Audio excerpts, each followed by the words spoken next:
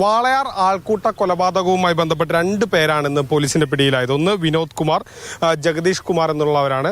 ഇരുവരും ഈ അട്ടപ്പള്ളം സ്വദേശികൾ തന്നെയാണ്. ഇരുവരും കൊലപാതകത്തിൽ നേരിട്ട് പങ്കെടുത്തു എന്നുള്ളതാണ് പോലീസ് പറയുന്നത്. ഈ ഒരു സംഭവം നമ്മൾ പരിശോധിക്കുകയാണെങ്കിൽ ആദ്യഘട്ടത്തിൽ 5 പേരെ പോലീസ് 24 മണിക്കൂർ പൂർത്തിയാകും മുമ്പ് പിടികൂടിയെങ്കിൽ പിന്നീട് ഒരു അറസ്റ്റ് വരുന്നു. ഒരാഴ്ചയ്ക്ക് ശേഷം ഇന്നാണ്. കഴിഞ്ഞ ദിവസം ഇവർ ഒളിയിടത്തിൽ നിന്നാണ് ഇവരെ പ്രത്യേക അന്വേഷണ സംഘം പിടികൂടിയതെന്നാണ് മനസ്സിലാകുന്നത്. ഇവരുടെ മൊഴി പോലീസ് രേഖപ്പെടുത്തിയിട്ടുണ്ട്.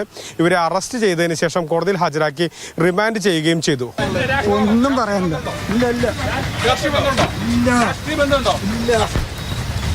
കോൺഗ്രസ് പ്രവർത്തകരാണ്. രാഷ്ട്രീയ ബന്ധമില്ല, ഒരു പ്രവർത്തനവും ഇല്ല. ഞങ്ങൾ പ്രതികളെ അല്ല, ഞങ്ങളെ സംശയം കൊണ്ട് കൊണ്ടുവന്നതാണ്. രാംനാരായണന്റെ കുടുംബം ഏതായാലും അദ്ദേഹത്തിന്റെ മൃതദേഹം ഏറ്റുവാങ്ങാൻ തയ്യാറായി.